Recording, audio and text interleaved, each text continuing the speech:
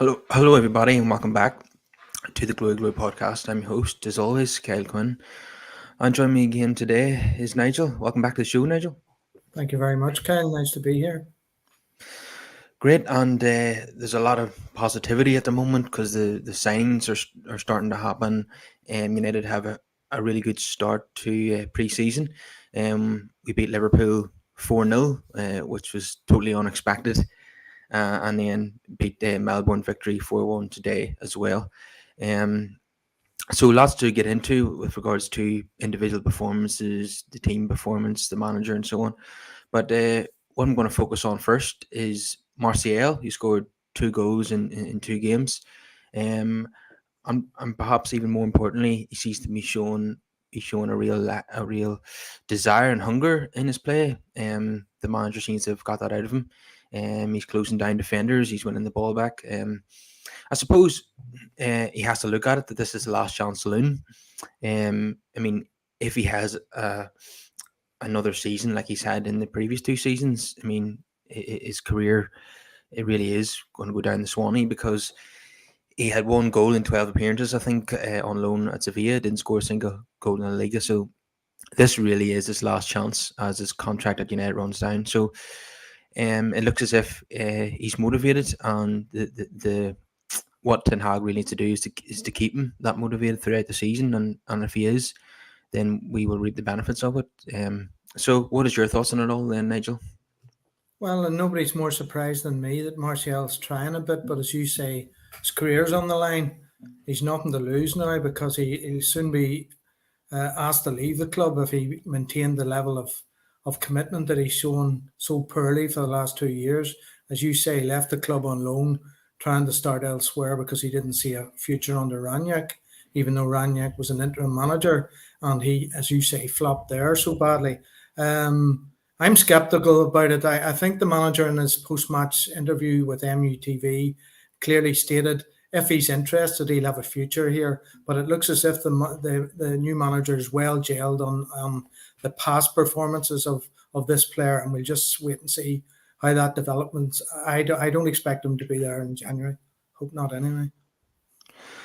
I'm sure the manager is well versed on Martial's reputation of being a bit hot and cold and being a moody player. So he'll have to win his trust.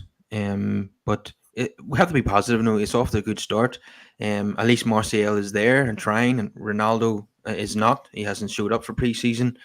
So so if Martial was to remain focused for an entire season, we mightn't miss Ronaldo as much.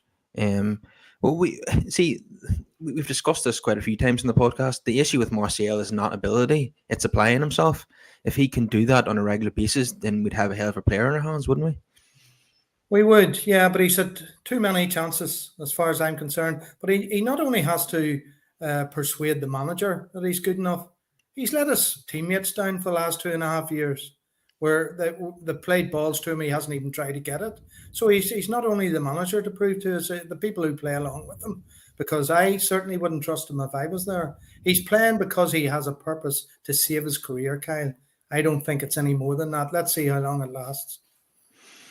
Yeah, he's certainly not the only player from last season who wasn't given his all, and another one of those is Marcus Rashford. What have you made of his 2 preseason performances so far? I think he was the captain in the second half today, which was a bit unusual. So what did you make of him? Well, I think he's trying. I think he's trying all right, but I just think, as I've said before in podcasts, that we've seen the best of Marcus Rashford. I can't get over that after maybe 5-6 years in the first team, that when he's in the box with a legitimate scoring chance, he won't hit the ball with his left foot and cuts back. The goal he scored today, nice goal with a wee push for the right foot, but that was a natural situation where a left-footed player would shoot then.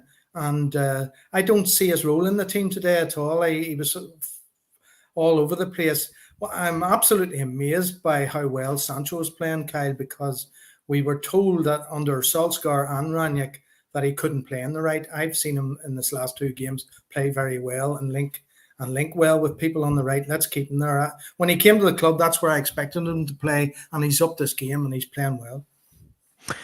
Yeah, well, both of us last season, we're desperate to see Sancho on the right, and it's been a pleasant surprise from Ten Hag that he's been playing him out there so far, and he's excelling, and we want to see that continue for the rest of Sancho's United career because he's playing really well. Other players have been taking the headlines on the tour, like Martial for his goals, maybe Rashford today, and of course some of the young players. But definitely the player of the preseason so far has definitely been Jaden Sancho on that right hand side. Would you agree? Oh, would yeah, he's been great, and he's confidence back, and he looks a new player under this manager. He wants to get involved all the time, so it bodes well. I can't wait to see him in the starting lineup against Brighton when the league actually starts. And that it also means that Ten Hag doesn't need to focus on signing Anthony to play on the right hand side. If he's got someone who can play permanently out there, and he can focus on playing, finding someone to play on the left, which seems to be always plenty of options that you need for a player to play on. For in terms of numbers on the left, there seems to be no shortage ever. So if Sancho can play on the right, then it means Rashford can play in his favorite position on the left, or Elanga or Martial even. So definitely for me, the priority now in terms of signing a player in a forward position should be the central striker. I mean, we've seen Cavani go. We've seen Ronaldo doesn't want to be at the club, and we can't be relying on Martial to be our number 9 for a whole season. We definitely need to sign a striker, don't we? Oh yes, absolutely vital. We thought that if there was any doubt that CR7 wouldn't return to Old Trafford, that position need to be looked at very carefully, and it looks as if that's a possibility now. So what have we, 50, 51, 2 days left in the transfer window? That has to be an absolute priority from this point. Yeah, so far, we have signed a left back in Malasaya. Christian Eriksen has been officially unveiled today. Martinez seems like that's only a matter of a couple of days away from being official. He's flying out to Manchester at the moment for his medical. Um, De Jong, I think that's going to be done at some point. I don't know exactly when. What's going to be interesting with regards to De Jong is that Barcelona fly out to America at 2:30 tomorrow afternoon. Let's see if he's on the plane or not. If he's not, if they leave him out, then it's a firm message to the player that we don't want you here. We need to sell you for financial purposes, and we want you to go to United. But they have to resolve the issue of the £17 million that they owe the player. Now I understand that United have upped their guaranteed fee to Barcelona from €65 million to €75 million. I wonder, will Barcelona use that extra €10 million to put towards paying De Jong's deferred wages to finally get him off the books? Because it's a saga now that's boring everybody to death, but he's a world class midfield player, and someone that we badly need because we can't go through another season of having Fred and McTominay in the centre of the park, and so far that's what we're seeing in pre-season. So it's an urgent signing, isn't it? Oh, very definitely an urgent signing. The ball's in the court of the player. If Barcelona have got the additional money from United, then if Barcelona use that to appease some part of the 17 million the players owed, but it's a third party issue. We have no involvement in that. Our club needs to move on and concentrate on pre-season and getting everybody there fit and ready for August 7th, Kyle. So just let it happen. As you say, we're all bored to tears by this. So frustrating. Yeah, and the club are briefing that they're very relaxed about it, and if he misses the start of the season with United, then they're not going to worry too much about it. Well, it's important that we get off to a good start, and we don't want to be relying on players from last season to beat teams like Brighton, Brentford, and Liverpool. We want to have De Jong in there from the start, so hopefully it gets resolved before the start of the season. So, like I say, we've signed a left back, a centre back, a number 10, and hopefully a central midfielder. So for me, the next priority should be a striker and a right back if possible. We've talked many times that we don't trust our current full back options, and I think an upgrade at right back it should be next in line after we sign a striker. What do you think?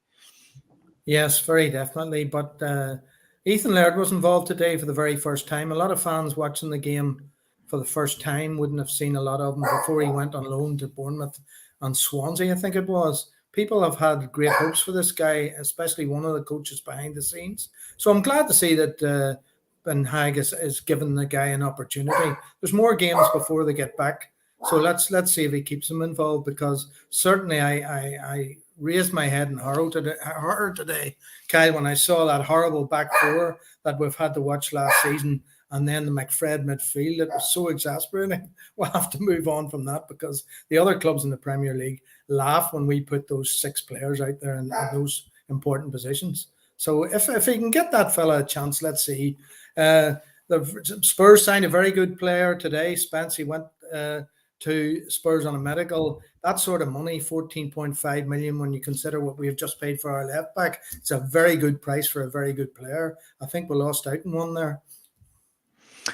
Yeah, that's an absolute steal, given what we saw from him last season in those FA Cup games against Premier League opposition.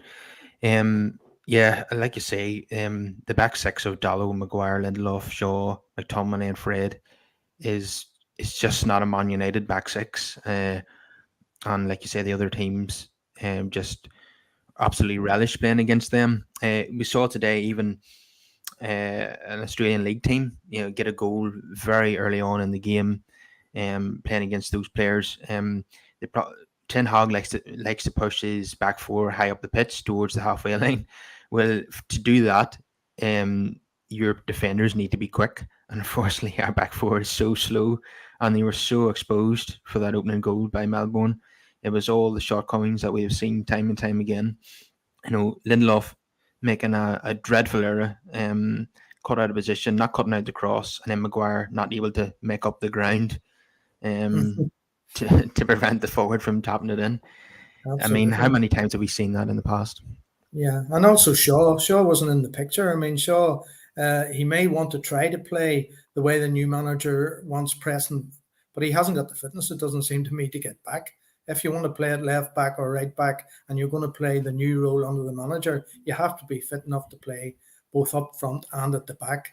And that may mean that the new signing at left back, Marcy, he may come in sooner than some people may expect. Yeah, and some of the fans have been observing that Bruno Fernandes, he's not looking for the Hollywood ball as much as he used to. He's keeping it more simple, and that seems to be direction from the manager.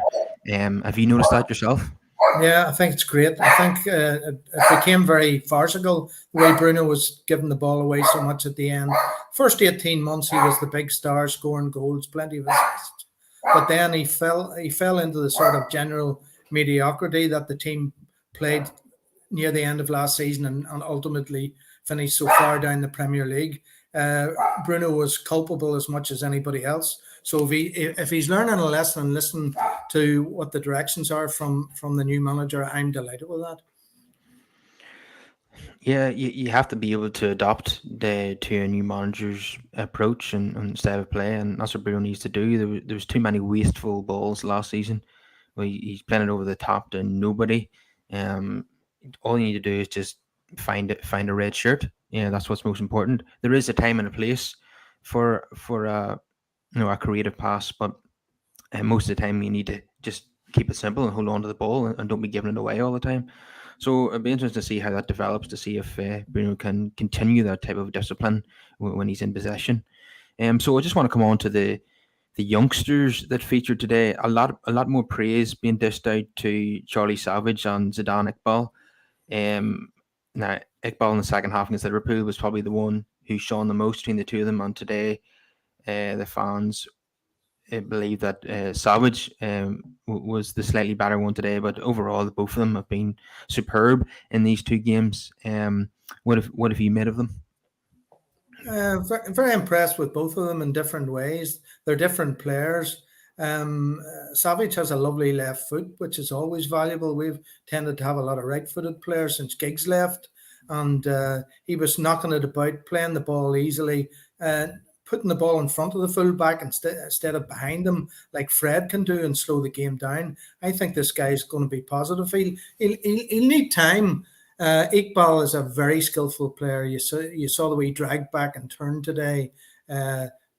His confidence improved on the basis of having played against Liverpool. To get 2 cameo second half roles so quickly, you could see it definitely helped his game. Not surprised the fans are happy with that. That's the type of player with vision and skill that we want in the team eventually. Yeah, absolutely. I suppose it's up to Ten Hag now how he wants to develop him. Does he want to keep him and play him in the League Cup games and the Europa League, or does he want to loan him out to maybe a newly promoted team or something? Let's see how that goes. Charlie Savage certainly seems to be better on the ball than his dad. That's for sure. Well, he doesn't kick so much as his dad. And although there was a few people pointing out that he was not afraid to get stuck in the odd time, and he has been doing that in the games for the reserves. So he's got that wee bit of his dad in him, but certainly he seems to be more of a technical player. But yeah, fantastic. These two, not only are they individually brilliant, but they seem to play really well together.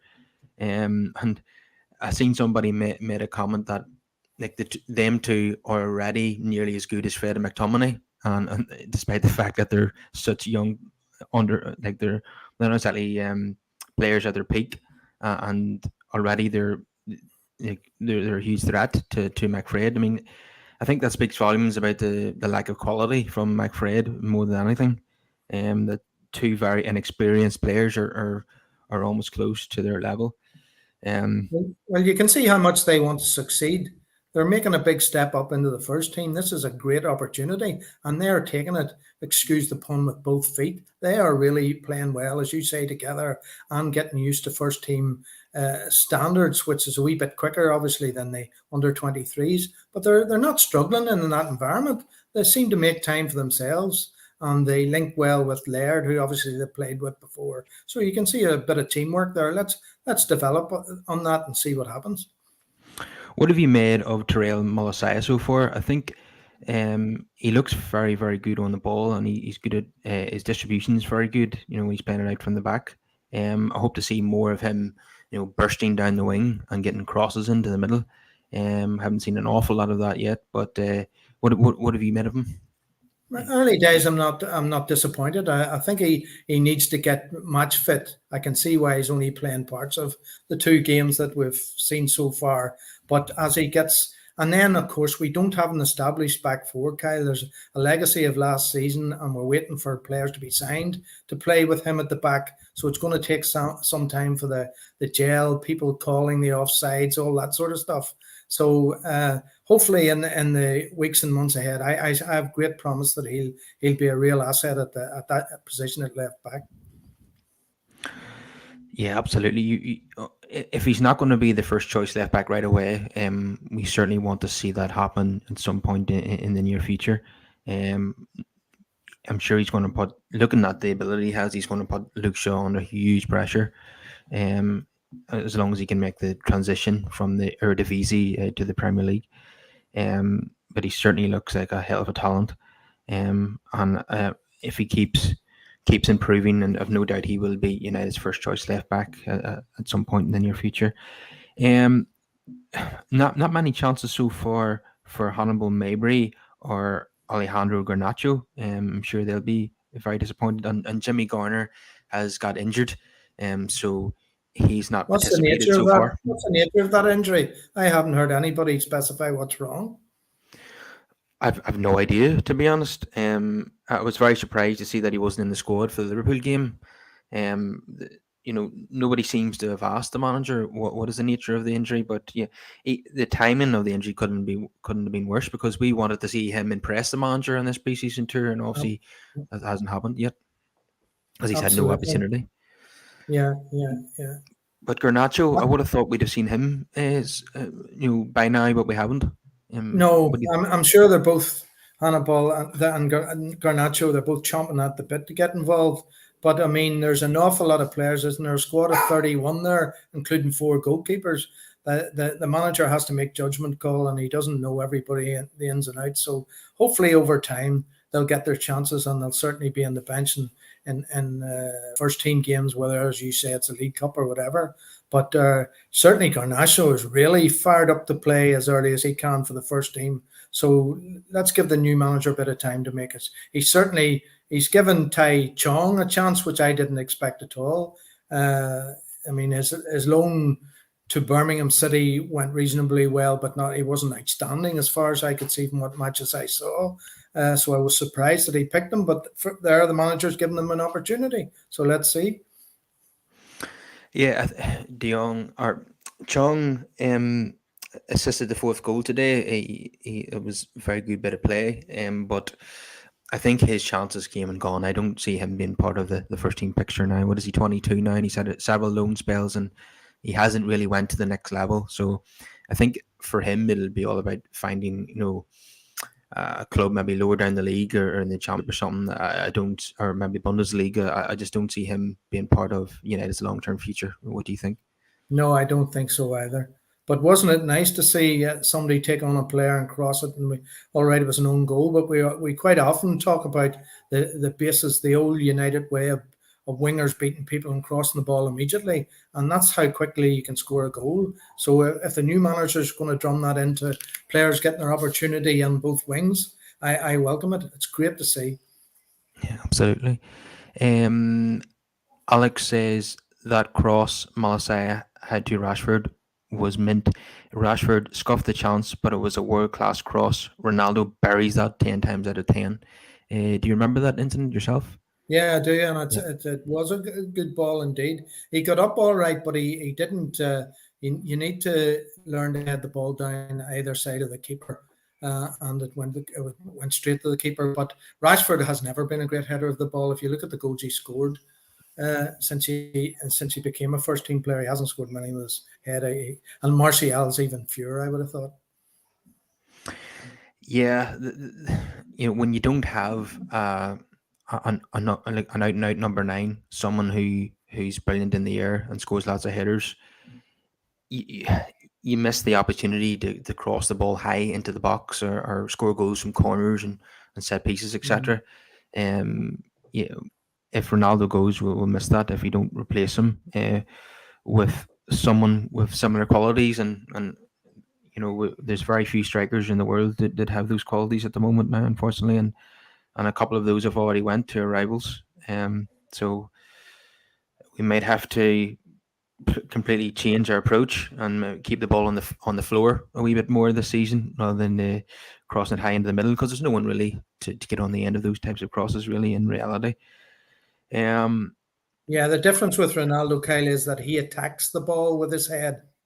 He scores loads of goals with that. And if the quality is right, we always said last season that we hoped that Sancho would deliver, and he just didn't play enough on the right-hand side, and then he got injured. He had a decent spell, do you remember, what was it, January to March, that sort of time? So we knew the potential was there. But it is a pity that if you have people that can cross the ball really well, that there's nobody there to take those chances. Yeah. I've seen Martial score the odd header. Rashford, I can't even remember one header. So we'll certainly miss that next season if Ronaldo's gone. So Eric Bailly has certainly excited the fans during pre-season so far. I thought he was magnificent against Liverpool. He started that move for Palestri's goal, and he tried to get on the end of it as well. He set up Rashford's goal today. He's an exciting player going forward. He's just a bit erratic when it comes to defending. You never know what you're going to get. You would have thought with him playing so well in the second half against Liverpool that he would have started this game. That hasn't happened. So already we're getting the impression that it's yet another manager who doesn't see Bailly as first choice. If that's the case, then just sell him and get the money for him. That's what I think. I think we could get 20 million for him this summer. And the way he's playing pre-season will do his value no harm. So how do you see it yourself? I agree with that. I think he has the potential to go somewhere maybe at a lower level, back to Spain or into France or someone like that. Even at Newcastle or some team like that wants to give us 20 million. But I don't see him as a long-term permanent member of the defence. he's very good at coming forward. He's had 2 cameo roles in these 2 matches, but today he made a couple of mistakes. One, he just shinned straight back, and thankfully Heaton was awake to get the ball. But if it's a tight game against one of your rivals, Liverpool or City, there'll be somebody there and just knock that straight in. Can't rely on him. Well, we all remember the own goal he scored for Manchester City in the derby last season. He just Yeah, yeah, he's yeah. he Trying to just forget about sliced that. it into the top corner. That A la that Phil that Jones. Yeah, that is what he's capable of. I'm sorry to say, but yeah, he is quite good on the ball. So yeah, we could get some money for him. There's no point in him sitting around on the bench for yet another season when he's not first choice. So, I mean, we've seen him give off last season about Maguire constantly being picked ahead of him, even despite Maguire's form, and you don't blame him for that. We don't want to see that happening again. We're bringing in another defender, which is going to make it even more difficult for him to get into the starting 11. And we can't have an endless supply of defenders. Who do we have? Varane, Maguire, Lindelof, Bailly, Tuanzebe, and Martinez now as well. That's too many. We need to sell someone. Yeah, and Phil Jones, of course, as well. He wasn't brought on the tour. yeah. Uh, Yeah. we need to Well, whittle it well, down to about four he centre has halves. said to the manager that he wants to stay and fight for his place. But all the manager has to do is look at the amount of appearances he's made in the 5, 6 years, whatever it is he's been there. He's missed loads of games through injury. He seems to play for his country more than he does for his club. So that shoots down his argument. Yeah, I agree with you entirely. He has to be sold. Yeah, I think four centre halves, four senior centre halves is enough, and then maybe a couple of young players. But we have far too many at the club. Just you were talking there about his injury record. I seen this stat a few months ago that Bruno Fernandes has played more games for United than Eric Bailly. Um, Eric Bailly has been at the club. He signed for the club 3.5 years before Bruno Fernandes, and Fernandes has played more games. That's just not good enough, is it? That's awful on the big salary that they're paid. That's just an awful return. It's not good enough. Shouldn't No, happen again. it's not. It's certainly not value for money. Ahmed Diallo really he struggled on loan at Rangers last season. I think he had a good start and then a good ending, but in the middle, it wasn't very good. He struggled in his first Old Firm, and it was kind of downhill from there. So it's hard to see him being part of United's kind of first team after that. He would have had to have been absolutely brilliant at Rangers to get himself into the United first team picture.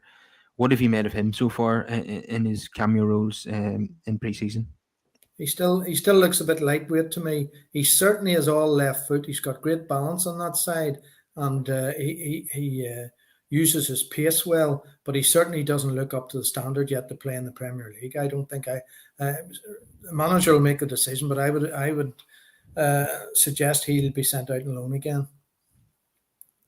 Yeah, I think so. Yeah, definitely. Um, so I'm wondering now what's going to happen with Eriksen. The manager seems to have made him uh, a crucial signing. He's someone that he really wanted. He persuaded him to turn down Brentford to come to United. Brentford obviously give him a chance to restart his career. I'm sure he wouldn't have turned down, you know, a guaranteed 38 games at Brentford to come sit on United's bench and play in the Europa League. The manager obviously told him that you're important to my plans. So for me, he's a number 10, as is Bruno Fernandes, as is Donny van der Beek. 3 into 1 don't go. So what is going to happen here? I'm starting to feel as if Donny's going to struggle again because I know Donny's been playing with the reserves in the second half against Liverpool on Melbourne, but he hasn't really stood out, has he? And he really needs to stand out. He needs to impress, given the start of his United career that he's had, and given that we've signed Eriksen on top of Bruno, things aren't really looking hot for Donny van der Beek right now. What do you think? No, sadly, he's a player I would like to see make it because he's been passed through many managers and not given an opportunity. But he looked out of place today. He didn't seem to have a permanent role in it. I think he's trying hard enough, but as you say, we'll have the cover. I mean, Eriksen, he's an international player with 115 caps. He scored over 50 goals in the Premier League. He's a quality player. You and I have watched him play for Brentford, and even at that level, he stood out by an absolute mile by his delivery and his reading of the game. I think he and Bruno will be in competition there for that 10. I really, even though Donny van Beek is recognised by the manager in previous days, I just think at this stage he'll not make it at our club. Sorry to have to say it, but that's my view. Yeah, I think so too. It's just, I suppose it could be a case of he's he excelled at Ajax under this manager, but at United, the manager's going to have more options. He's going to be able to sign better players. And I mean, even Donny at Everton, he didn't pull up any trees. I know he was injured for a long spell, and he got a couple of goals. I think he played well in the game against Man City, but overall, it wasn't scintillating stuff that he produced at Everton, and he really needed to prove himself in the Premier League there. I don't think he did. Now we know that he's had the odd good game for United, but he's just never had a consistent run in the team. But so every time he gets an appearance, he has to impress, and he doesn't always do that. So it just doesn't seem at the minute like it's going to work out, especially given the competition in his position. So some fans speculated that Christian Eriksen could move further back and play deep alongside De Jong if he comes in. But for me, I see that as fairly unbalanced. Eriksen, De Jong playing in the center of the park. They're both very kind of creative players. There isn't an enforcer there, if you like. So I don't think that is a suitable partnership in the center of the field. I do see Eriksen as being a number 10, and De Jong playing alongside a more combative player in the center of the park. And I don't know if we'll be able to sign that combative player in this window. We might have to wait till next year for that. So it could be someone like Fred or McTominay alongside him. As long as Fred and McTominay are not playing together, that is the most important thing at the moment. And then eventually we'll phase both of them out. So what is your thoughts on the structure of the midfield? How do you see it going, or what are you hoping for? Well, it's unfortunate that the De Jong transfer has taken so long, because this is where we would have had the opportunity to see him in these first two games, for example. He's not going to appear on the tour at all, so he's going to get to the club late. So the manager's going to have a late call, really based on his experience of having dealing with those sort of players and research. He's well aware of what Eriksen can do. You may have to have either Fred or McTominay there for the first few weeks of the season, but I agree with you. One of them has to be phased out, and whether the wing backs will play as wingers and there'll be more room for somebody inside. Bruno will be under pressure now to bring his game up, because he knows that there's pressure on him to produce week in and week out and to be more disciplined. And also the manager would need to talk to Bruno about his interaction with referees and linesmen. None of that on the tour. Okay, they're relatively friendly games and pre-season stuff, but that's another development that I'll be watching closely when we actually get started in Premier League football. Yeah, I'll be watching that too. So Lisandro Martinez is an imminent signing. We've all watched videos of him. He looks fantastic on the ball. He's good at in tight spaces. He's good at playing the ball out from the back. He can switch the play from left to right. Play diagonal balls. He's actually quite good in the air, despite it only being 5'9". I've seen him score headers from corners. He can score from long range himself with his left foot. I just don't know enough about him in terms of his one-on-one defending, and things like that. I suppose we won't find that out until we see him play at Old Trafford. But certainly seems like a cultured footballer. Anyway, much better than Marcus Rojo. I hope so. Though he is known as the Beast. Why is that? Do we wait for a few rumbling tackles in the early days of the Premier League?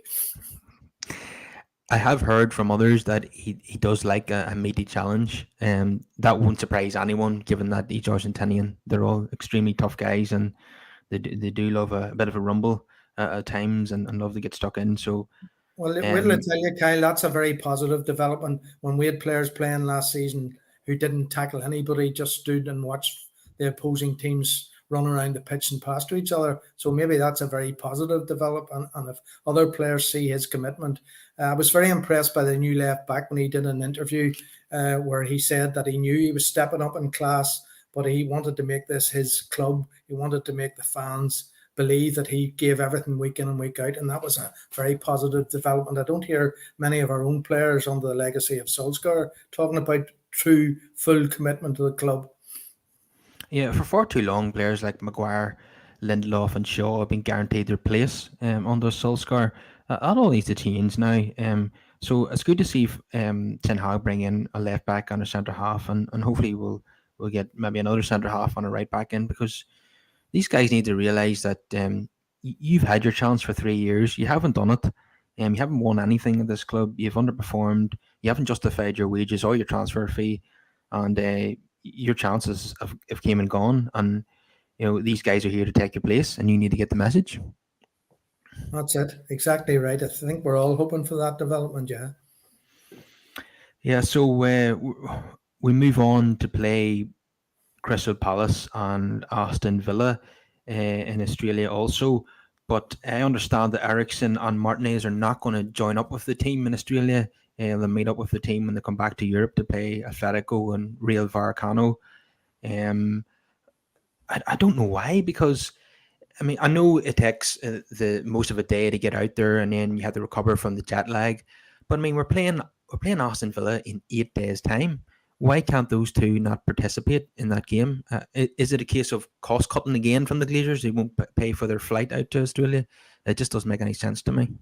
Yeah, it's hard to understand. Well, if they're not, surely there should be coaches available back in Carrington to put them through their measure until the full team gets back to the club, because they can't be left to on their own devices just to train themselves. Pre-season is a very important part of it, and they need to be involved to some degree. But I, like you, am disappointed that they couldn't make it out to Australia with that period of time involved. Yeah, I don't see the point in them to sitting in Carrington playing keepy uppies while the rest of the team are playing pre-season games in Australia. It's just very, very frustrating out there. And then obviously it's even worse that De Jong hasn't been signed at all. It just keeps dragging and dragging and dragging. But it will be very interesting to see now if he's left off the plane tomorrow, because that'll be a clear message from Barcelona that you're not part of our plans and we want you to leave, because we need that money. But I mean, legally they have to pay him the wages that he's owed, and he's every right to sit there until he's paid. Like, they owe him £17 million. They're apparently offering him 3 million. They've got the extra money from United now. Maybe they could potentially offer him maybe 12, 13 million. He might take that, but to offer him 3 million when he's owed 17 is just outrageous. It's just an insult, really.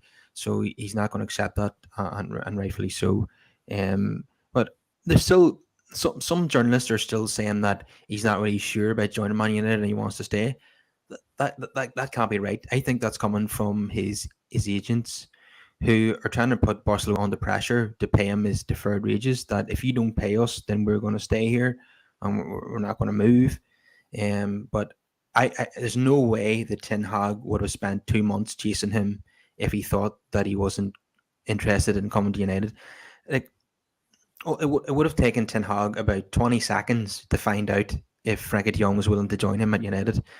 And United would, Ten Hag wouldn't have instructed his bosses to pursue this deal. There's no way that the chief executive and the director of football would have went out to Barcelona twice to negotiate this transfer if De Jong hadn't given indications that he's willing to join United. So I don't believe all this briefing that he wants to stay and he's not keen on going to United. I just think that's a bluff from his agent, because they want Barcelona to pay him the money that he's owed. But it's all very tedious and boring from our point of view. We're desperate to get this over and done with. But it just seems to be every single summer now, United are involved in a saga. I mean, they drag absolutely everything out. Everything takes ages. I mean, I know Eriksen had to have a stringent medical, given his medical history, I completely understand that, but they've dragged the Martinez one out.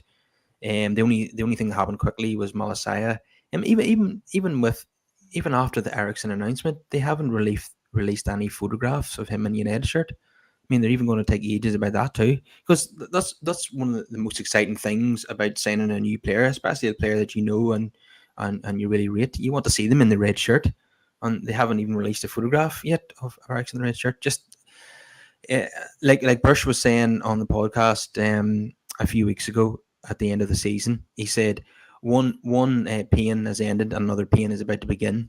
The pain of the season is over. Now the pain of the transfer market has begun, and that's exactly the way it's transpired. It's been absolutely frustrating from the first day. And where are we now? The 15th of July. We've got two players so far, and as Ranić said, we needed about 10. No, indeed, indeed. It doesn't say a lot for Barcelona either, because players around the world, when they hear that former Barcelona players haven't been paid their proper wages and retrospectively paid what they weren't able to get during COVID. I mean, we went through the same process with Fabregas in Barcelona. There's an unsavory relationship there with the president that they have, but I don't think that many players would rush to go to Barcelona on the basis of the way they've handled this particular transfer process. Yeah, I mean, they're not even paying their players their full wages at the road, yet they're spending 67 million on shiny new toys like Rafinha from Leeds. Yeah. So how can they justify that? And La Liga's rules are very strict on finances now. It's one of the reasons why Barcelona had to let go of Lionel Messi. And for them to even register the new signings, they need to balance the books. That's why they're desperate to push De Jong out. Otherwise, their 3 or 4 new players that they brought in can't even play in the first game of the season until they balance their books. So it's up to them to find the cash to pay De Jong to leave. Otherwise, it's just going to be a complete stalemate, and this is going to drag on for another while, which suits absolutely no one really, because Barcelona can't register the new signings. United don't have their marquee signing. De Jong's just going to sit around twiddling his thumbs, and it doesn't suit anybody. It's up to Barcelona to find the resolution here. The ball is firmly in their court. United have done everything they can possibly do at this moment in time. Yeah, and that issue, that pay issue, is a third party issue. We just cannot be involved in that. That is where our club becomes a laughing stock when we get involved in that, paying additional money or whatever. It has to be, and we want the player to arrive at Old Trafford to be welcome and to settle in with the players. What do the players back in the dressing room at Old Trafford think of all this coming about? This guy, will he come or won't he come? We want players there. The fans want players there to come who are 110% committed to playing for our great club, and let's see them get there as quickly as possible. This has gone on far too long. Yeah, but what I understand is Ten Hag is made De Jong his number one priority. If that wasn't the case, and he was willing to accept the second, third choice, I think we would have moved on to Ruben Neves or Yuri Tielemans now from Leicester. That's what I would have done. A lot of fans are saying the same things on social media, that they're fed up with this now. Let's go and get Neves or Tielemans for 40 million, or even both of them, and just move on from this. But Ten Hag is adamant that De Jong is crucial to his plans and how he wants to set the team up. So we have to put our faith in the manager here and be patient. Yeah, we do, unfortunately, but you and I have been patient for 6 weeks, and it's getting a bit of a drag now. Let's get it hit in the head quickly. Yeah, we hopefully by this time next week he is a United player. So just looking at the fixture list for August, so we start off against Brighton, and then Brentford away, and then Liverpool. So a couple of teams there that absolutely humiliated us last season. Obviously we want to obviously beat Brighton at Old Trafford. That's the least you'd expect from a Manchester United team. But in terms of playing Liverpool, look, we lost to an aggregate score of 9-0 last season. We want to see a massive improvement on that. We're not expecting to go and play Liverpool off the pitch at this stage, but we want to see any other team go to Anfield and play Liverpool at Old Trafford and give a good account of themselves. Even if United went and got a draw in that game, that would be a hell of a turnaround from last season, wouldn't it? Yeah, but give people, all the fans and the people behind the scenes at Old Trafford, an awful lift. But you can already see the signs in these two games that we have seen, Kyle, that there's more commitment from the players. Obviously, it's a natural thing that when a new manager arrives, you want to impress him. But they're certainly getting closer to the other team's attackers, closing down the crosses. You can see that the tackles are going in that weren't last season. So by the time we get to play in Liverpool and with the training and the preparation that the manager will do, I would expect at least a draw when we play in that first game, hopefully. That's, as you say, be optimistic. Yeah, even if they lose the game, you want to see them go down fighting. You know, if they lost 3-2 to a Liverpool team or just superior, we just have to accept that.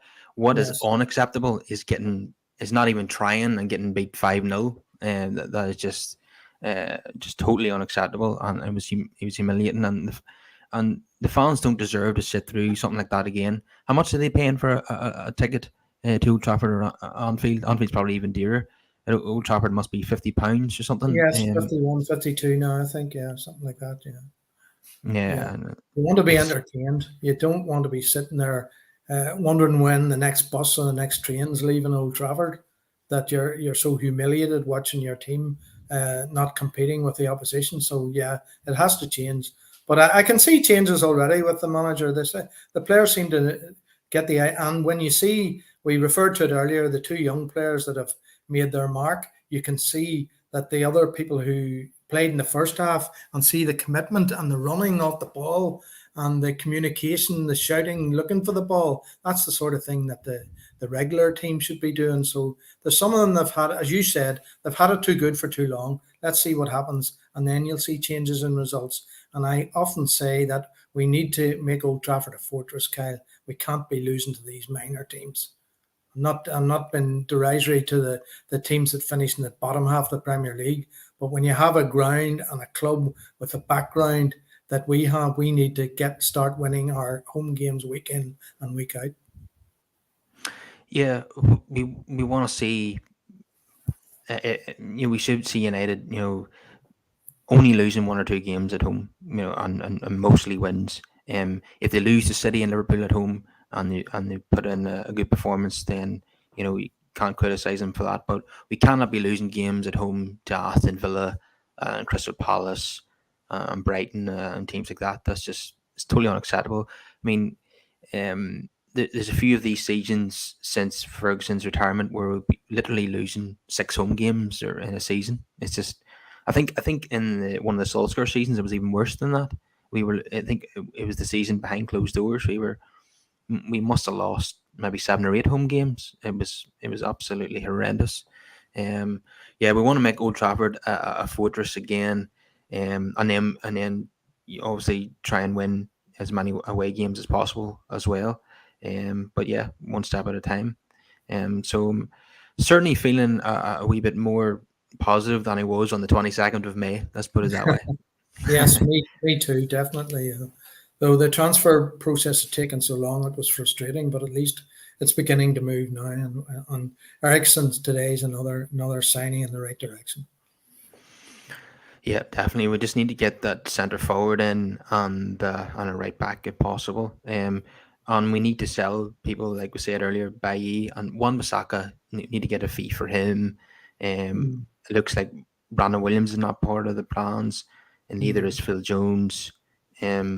Yeah, so I don't think we can afford to sell any of our forward players because we're a bit thin on the ground up there. So if good offers come in for those defenders, then we can move them on and then use the money to buy other players. But no doubt United will still be doing business on the 31st of August. That's the way it always is. Yeah, yeah. The other thing, Kyle, is the goal conceded today. We've referred to it earlier. I mean, the new manager will have to assess that sort of rank bad defending. Something has to be done about that urgently. I know he hasn't got all the personnel that he would like there at the moment, but he can certainly see that what started in the first half today is not good enough to start in August. Yeah, they're too slow. I mean, you Yeah. can't play a high line with players who are snails. I mean, they're just going to get caught out time and time again. What's going to happen is, like, if you play a back four that's slow, and then you're pressing teams, you're pressing the teams back four, what their defense is going to do is just hit it long over the top, and then Maguire and Lindelof and Shaw are just going to be outpaced. We're going to concede goals time and time again. So to play that high line when you're playing a pressing game, you need to have quick defenders, or at least some of them have to be quick. So you can, so if a team tries to beat our press by playing the ball over the top, then we can obviously compensate for that by having quick defenders who can get back and make a tackle. I think Lissandro Martinez has certainly got a bit of pace about him. Malasaya certainly does. So that would be a step in the right direction. Just Maguire is probably the slowest defender I've seen United since Leonard Blanc. And Lindelof really isn't much better. So No. we need to break up that partnership as soon as possible.